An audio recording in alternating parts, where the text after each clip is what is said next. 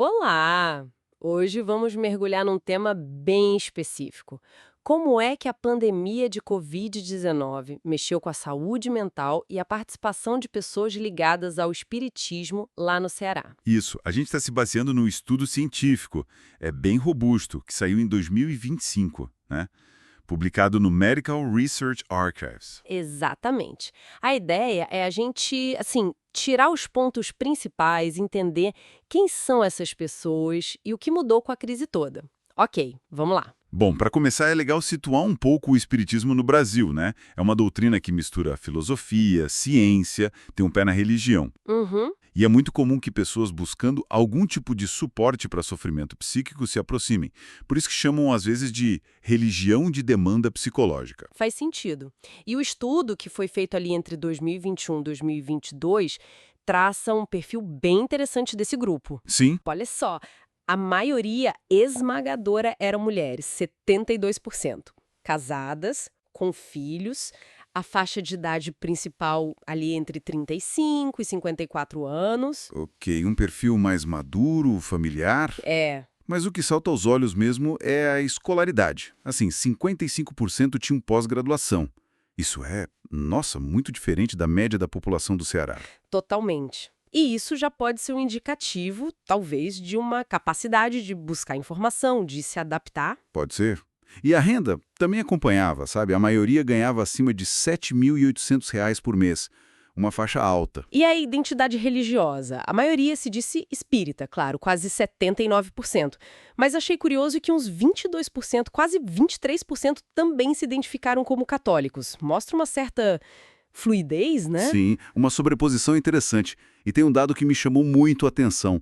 Mesmo antes da pandemia chegar, esse pessoal já buscava bastante ajuda para a saúde mental. Ah, é? Como assim? O estudo mostra números altos. Tipo, 24% já tinham acompanhamento psiquiátrico, quase 20% um diagnóstico psiquiátrico formal, mais de 43% faziam terapia com psicólogo. Nossa, 43% em terapia. Pois é, e quase 37% usavam práticas integrativas e complementares, as PICs. Quer dizer, já existia uma rede de cuidado ali.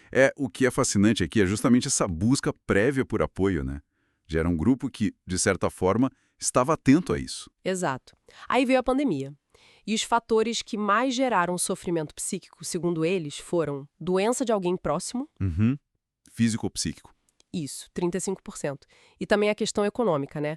Perda de emprego, crise e redução de renda, isso pegou quase 30%. Esperado, né? Foram os grandes baques para muita gente. Sim. Mas aqui é onde fica realmente interessante, olhando os fatores ligados diretamente à Covid. O uso ou abuso de drogas lícitos, tipo álcool ou cigarro, 58% associaram isso à crise, e violência autoinfligida, 56%. São números bem altos. Pesado. Mostra um impacto bem severo na saúde mental mesmo. Só que aí tem um paradoxo, né? Tem, porque apesar desse sofrimento todo e dessa busca que já existia antes, o acesso aos cuidados de saúde mental diminuiu durante a pandemia. Diminuiu. Mas como? Caiu. O acompanhamento psiquiátrico caiu 27%, o psicológico, pasme, 41% de queda. 41%. Nossa. E o uso de Pix também caiu 37%. Mas que estranho, um grupo com mais renda, já conectado com esses serviços, ter menos acesso, qual a explicação para isso? Então, a hipótese do estudo é que a própria pandemia bagunçou tudo, né?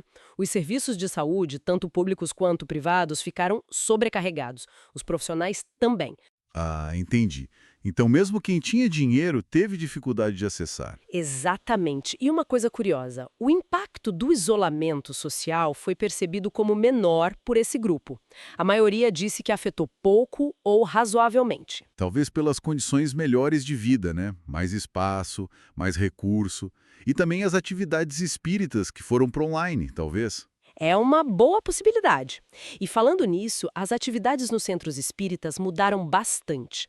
Teve uma queda geral de gente frequentando, uns 15%, e de trabalhadores voluntários, uns 8%. Ok, uma queda, mas nem tão drástica no geral. Não no geral. Mas nas atividades assistenciais que dependiam do presencial, aí sim a queda foi grande. Fluidoterapia, que é aquele passe energético, Sim. caiu 53% a frequência. E assistência fraterna, que é mais um acolhimento, uma conversa, 45% de queda na frequência. Muita coisa. Faz sentido, eram atividades muito baseadas no contato físico, né? Difícil adaptar. Exato. Só que, por outro lado, o que dava para fazer online, bombou, digamos assim. O estudo sistematizado da doutrina espírita, o ESD, que é basicamente estudar os livros, Uhum. Estudo teórico. esse viu um aumento na proporção de gente frequentando, mais 4%, e de trabalhadores envolvidos, mais 6%. E trabalho administrativo, que dá para fazer de casa, né? Um salto de 23% nos trabalhadores. Olha só. Então, o estudo e a gestão se fortaleceram no digital. É o que parece. Uma adaptação bem clara para o que era possível fazer remotamente. Interessante. Então, se a gente junta tudo isso, o que a gente tem? Um perfil de espíritas no Ceará, com boa condição socioeconômica, né? Sim, Uma busca por ajuda psicológica já bem alta antes da pandemia.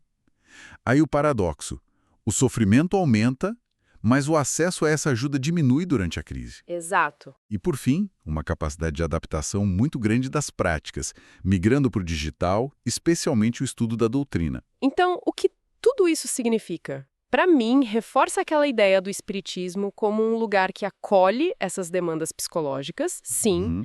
mas mostra também uma resiliência danada desse grupo que conseguiu manter o vínculo principalmente pelo estudo, mesmo no meio do caos da pandemia. Exato. É uma resiliência e uma adaptação, né? E fica uma reflexão, talvez. Se a gente olha para essa adaptação, para esse foco no estudo como forma de manter o engajamento, para o apoio que eles perceberam ali, Sim, será que a gente poderia pensar nesse envolvimento religioso ou filosófico religioso como espírita como uma espécie de ferramenta de saúde pública complementar? Algo que a própria comunidade organiza, fora do sistema formal. uma ferramenta autodirigida pela população, né? Interessante. É algo para se pensar, para futuras pesquisas talvez. Como esses espaços atuam nesse suporte. Com certeza. Um ponto final bem instigante.